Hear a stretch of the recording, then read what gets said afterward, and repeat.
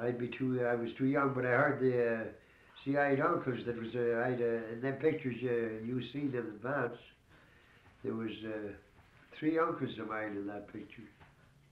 And they were all bushmen, they were all foremen, and one of them in particular, Paddy Bolger, he was from McFadden Lumber Company for since he was 16. Then he got up to be walking boss. They moved to Blind River. Oh, I see. And he was walking boss for the company there.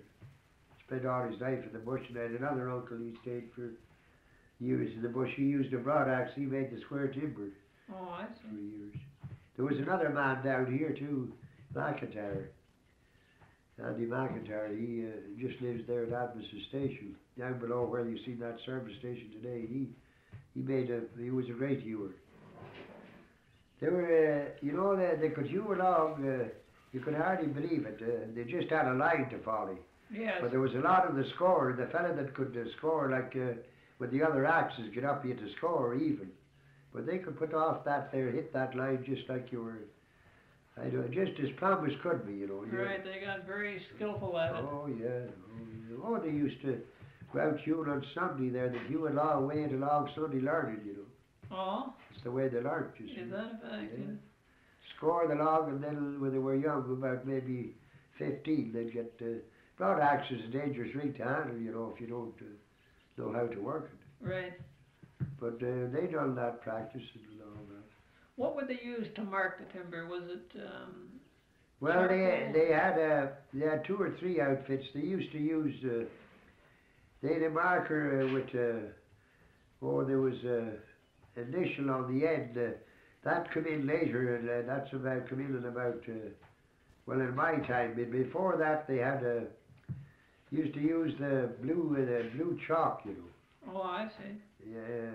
It was a big pencil, all bigger than my finger.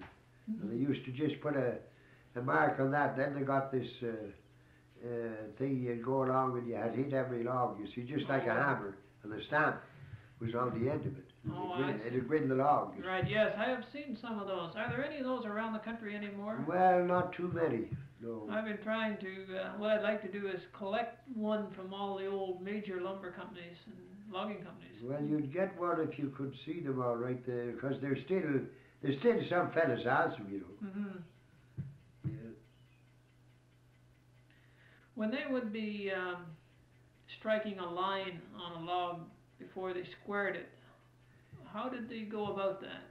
Well, they, you know, they drew a line, they put a nail at each end of the log. And they'd put the nail on one end, and then they'd draw that line tight.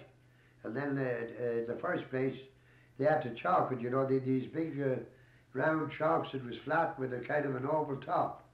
And before they ever struck it, when they put the nail in first, one fella would hold the line, the other fella would chalk it, you know what I mean? Yes. So yes.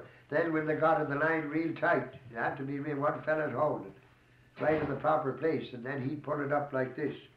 Just like a rubber, you were pulling a rubber up this high, and then it'd fall, and wherever it fell perfect, you know, the perfect line right through. Line, right. And that's what they followed.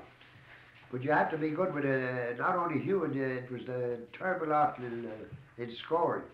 Yes. You had to get up on the log, and you had to score in as far as that line, and you had to have it plumb. If you went in at the bottom or in at the top, well, it wouldn't work. It wasn't every man could do it at all. And they put that line right over the top of the bark. Oh yes, right over the top of the bark. That's the first thing they done. Was when they got a log set on skids, you know, it'd be about this high on skids where they could just work their axe. And they'd strike that line, this chalk, you'd go over it first, and then they'd strike that line, and then it'd be plumb, and then the fella'd get up and score there. The other lads would go and do another log, and they'd come back then with the broadaxes, 2 of them, and take it right off. That's the way they made the square timber, like the start of it. They'd flatten the one side, turn the log over. Turn it over and strike the line again. Yeah.